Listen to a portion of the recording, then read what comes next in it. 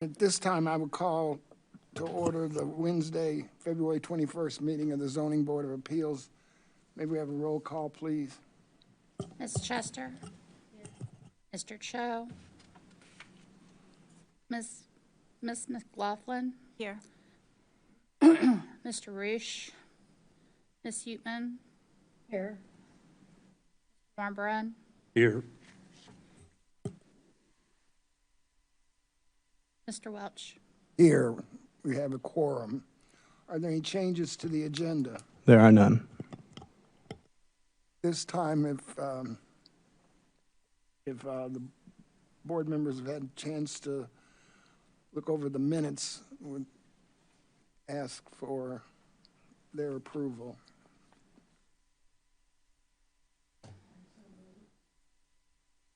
And moved. Do we have a second to that? Second. All in favor of approval of the minutes indicate by saying aye. Aye. Any opposed by the same? Minutes of the January 17th meeting are approved. Are there any written communications? There are none. Any continued public hearings? There are none. All right, at this time, we will soon commence our public hearing for tonight. We will follow the following procedures. We will open the public hearing. The staff will present a summary of the case. The zoning board members then can ask questions of staff. The applicant then can make a statement and present evidence. The zoning board members ask questions of the applicant. Any proponents in favor of the application can make statements. Board members can question those proponents. Any opponents can make statements. Board can question those opponents. Then we would take any rebuttal by the applicant, any rebuttal by the objectors. Applicant then is given an opportunity to make a final statement. The zoning board then will discuss the case. The zoning board then will make a motion and vote on the case. That is our procedure and the procedure we will follow. At this time, I would ask anybody that intends to present evidence and testimony to please stand. Swear or affirm that any testimony you give will be true and accurate to the best of your belief. Thank you. At this time, I would call for hearing ZBA 2024 minimum-01, a request by Daniel Gilbert and Amanda Theophone for a minor variance to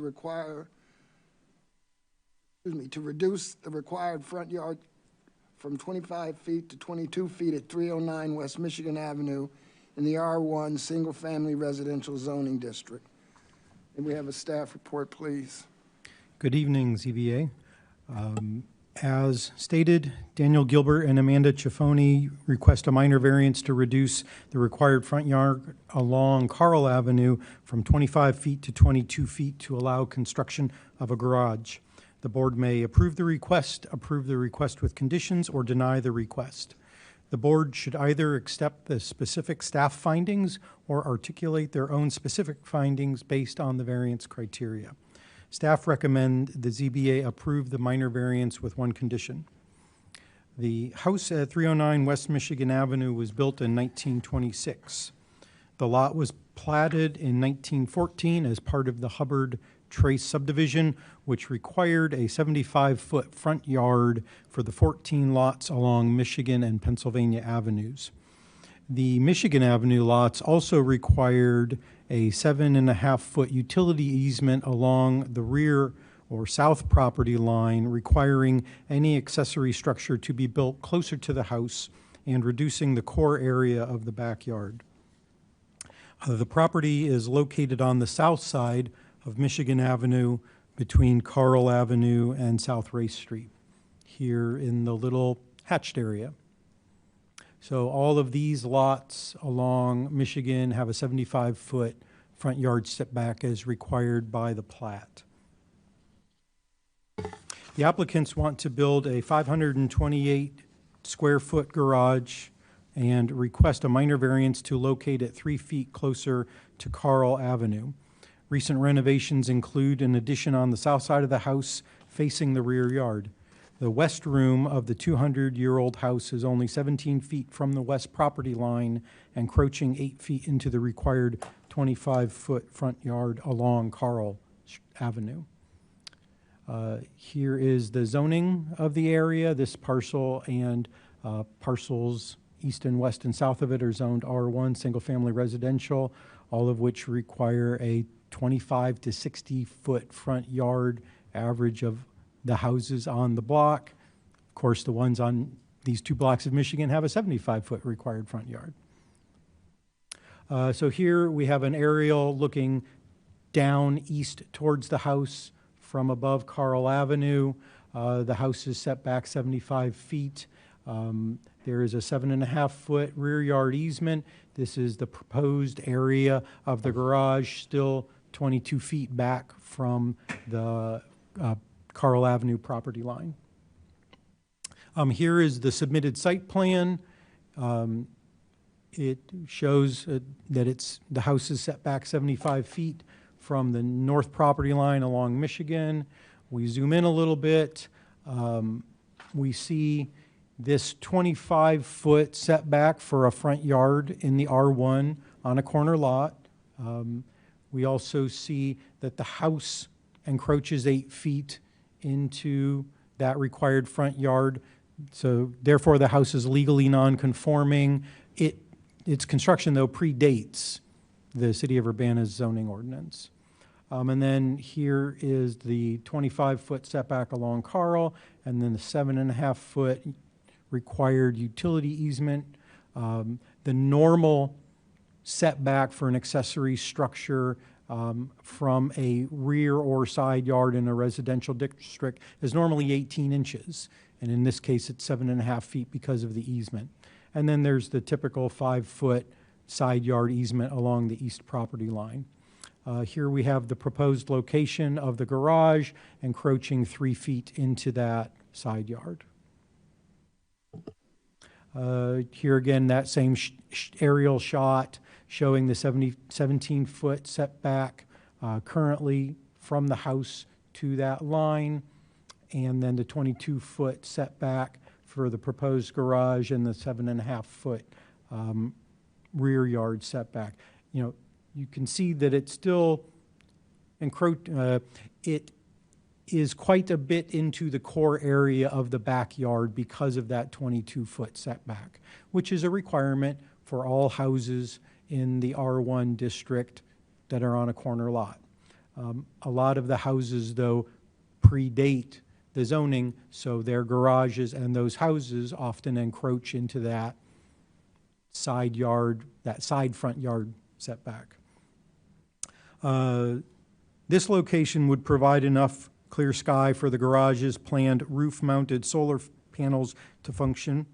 The configuration would also maintain the house's historic view of the rear yard better and align a proposed sidewalk from the garage to the stoop on the new addition. So this aerial predates the addition.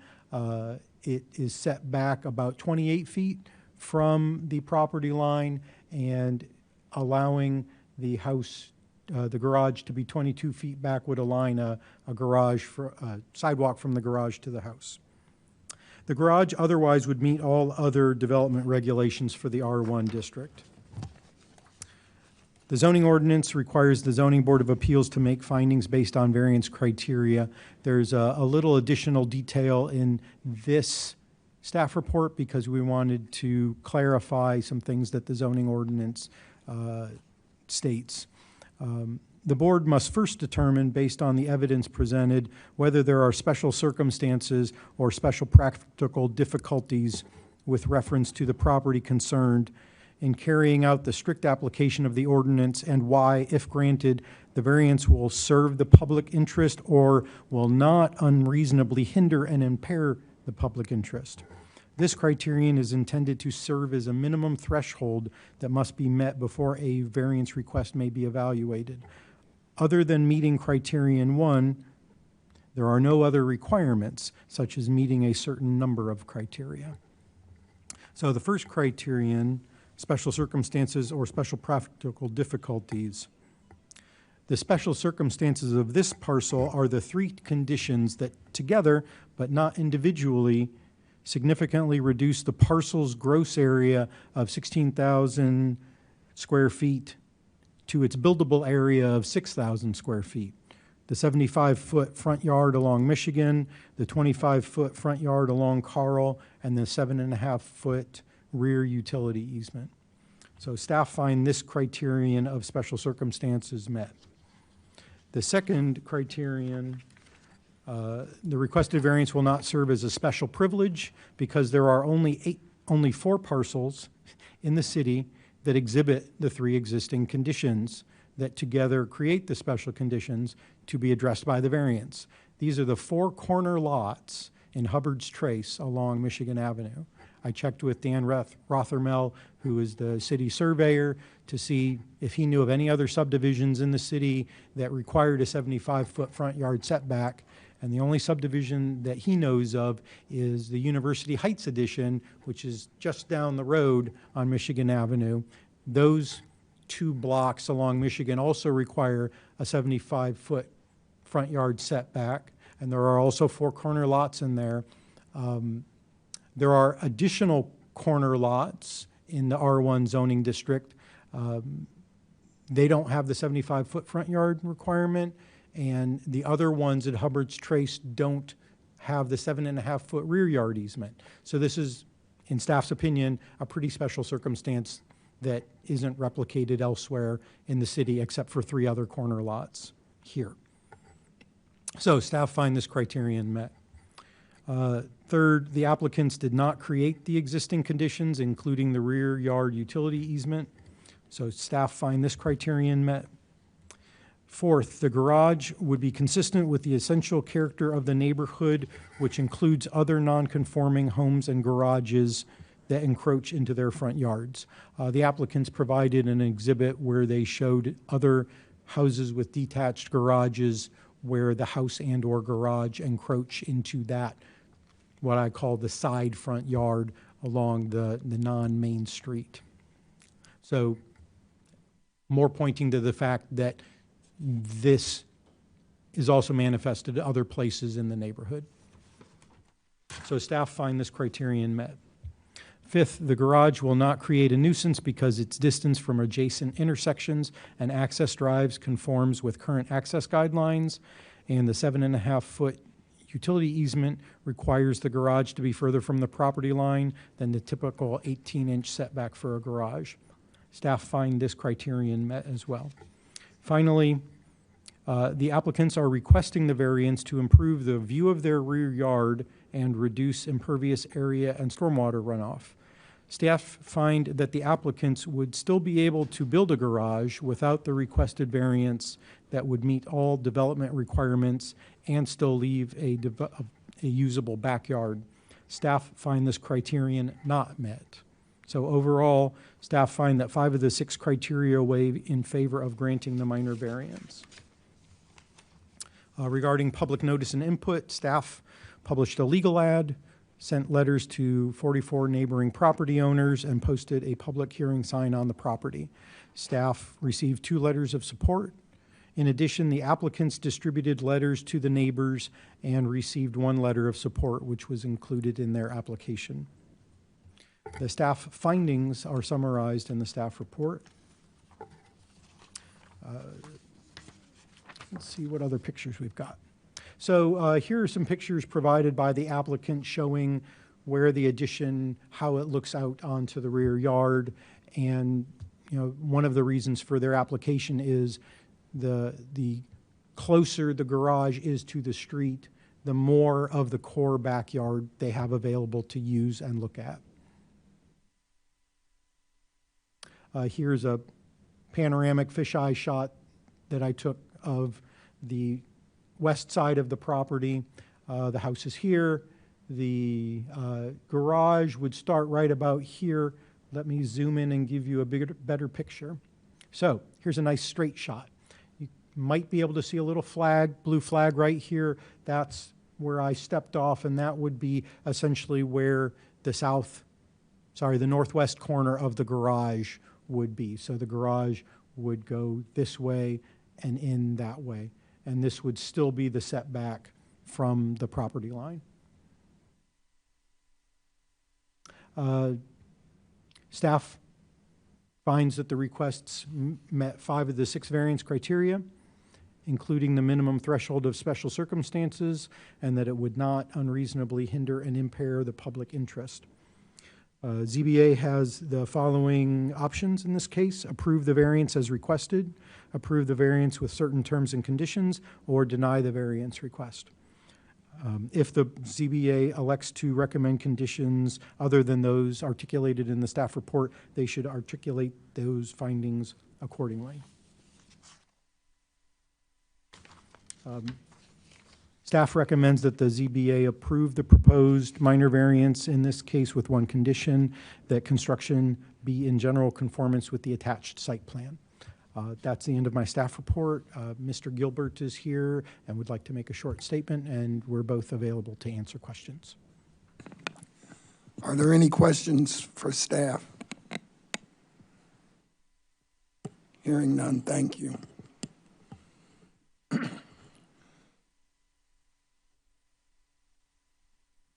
The applicant can step forward, please. You have to sign in.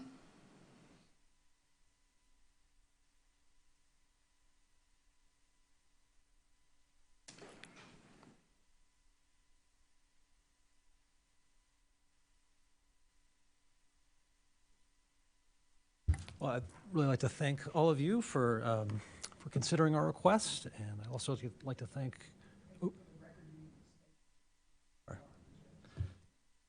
My name is Dan Gilbert. Thank you. In addition to thanking the board, I'd like to thank Marcus Ricci for all his help and work, and also thank all our neighbors for putting up with all the construction commotion over on the corner of Michigan and Carl. So my spouse, Amanda Ciafone, and I have lived in West Urbana for 12 and a half years, and we plan to live at 309 West Michigan for decades to come. We have 2 kids, ages 9 and 4, who, like us, love living here in Urbana. We purchased 309 West Michigan in October 2019, and our initial renovation plans were delayed by COVID, as well as by structural issues in the house that we encountered after the purchase. It's taken us much longer than we ever thought to get to the point of finally seeing a light at the end of the tunnel. Along the way, we had multiple home builders tell us that it would be wiser to tear down the house and start anew, given the house's long-standing state of disrepair. There was extensive termite damage throughout the floor structure. There were years of water damage from a failing roof, some foundation issues, other problems that we had been really too blinded by old house love to see. But we are very proud that we didn't listen to those very well-meaning contractors and push forward with the goal of updating this beautiful old house to make it our family's home. Finding a workable location for the garage has proved challenging. The 2 front yards of a corner lot and the substantial utility easement along the south side limited the possible locations. Our commitment to utilizing the south face of the garage roof for solar panels was also a limiting factor. We worked with an architect to maintain the historic character of the house while respecting the modern setback, even though the original single-story west wing was significantly over the 25-foot setback. We developed a plan for a detached garage located 18 inches from the south property line. And it was actually not until construction on the house had already begun that we became aware of the utility easement and the fact that the garage would need to occupy much more of the yard than we anticipated. We arrived at our proposed location 22 feet east of the property line along Carl Avenue and 7.5 feet north of the south property line based on the following principles. First, a design that is in keeping with the house's distinguishing architectural elements and lot position. Placing the garage at 22 feet east of the property line allows a simple walkway from the garage to the house's side entrance. The one-story west wing of the original house sitting just 17 feet east of the property line, and the new south addition sitting roughly 28 feet from the line, we feel that a 22-foot setback will work well both functionally and aesthetically. Additionally, in terms of the design of the garage itself, we plan for the siding of the garage to match a color from the house, likely the shutter color on the house. And the building will have a 412 roof slope, the same as the house. Our second design principle is to limit the amount of paved area and the resulting stormwater runoff, and to maximize the green space in the yard. Our third principle in choosing a garage location has been to make sure that parked vehicles would not interfere with neighborhood use of the sidewalk. 22 feet is sufficient to keep even oversized pickup trucks clear of the sidewalk. And our fourth principle was to try to maximize sun exposure for the solar panels. We're excited to be participating in the Urbana Group Buy solar program. We think our proposed location meets these principles, but we believe it also is in the spirit of the longstanding design practices of our neighborhood. And just want to thank you all so much for considering our request. Thanks. Thank you. Are there any questions for the applicant? Hearing none, thank you.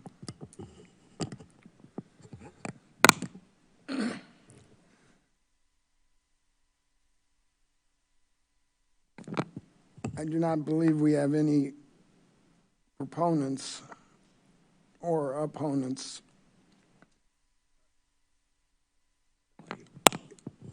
You a proponent or opponent? Proponent, I have to swear you in if you want to be heard, I take it. Swear or affirm that any testimony you give will be true and accurate to the best of your belief. Thank you. Please sign in and state your name.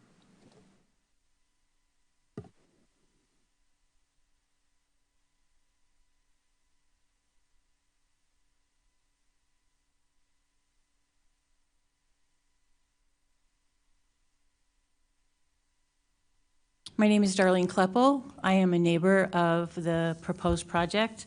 I sit kitty corner southeast to the back, and I'm also representing this evening the homeowner, Marilyn Reinhardt, who sits directly behind. She wasn't able to come tonight. I just wanted to say we've been following the construction of the house pretty closely.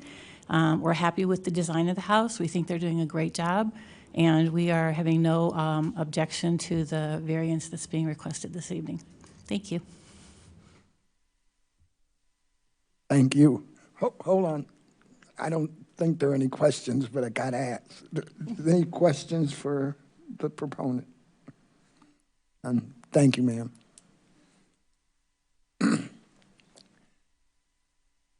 Now I believe that we have covered all opponents, no opponents.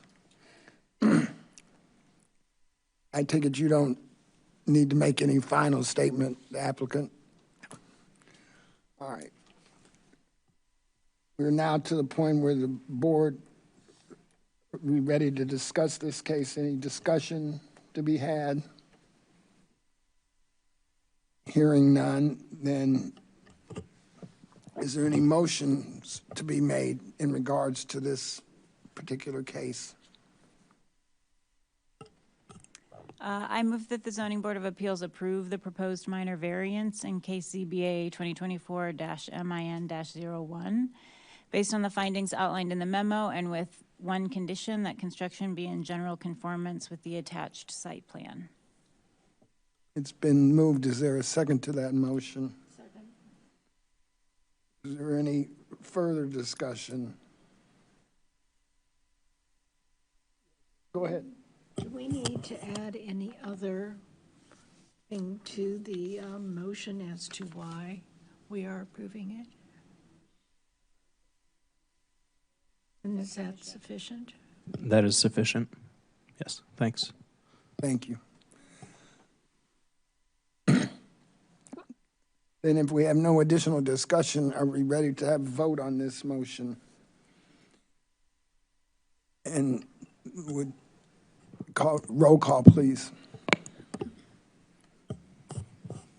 Ms. McLaughlin, Yes. Newman, Yes. Cornbrennan, Yes. Welch, Yes. and Ms. Chester. Yes. Motion carries. Thank you. Is there any old business? There is no old business. Any new business? No. Any audience participation? Hearing none. Is there a staff report? There is no staff report.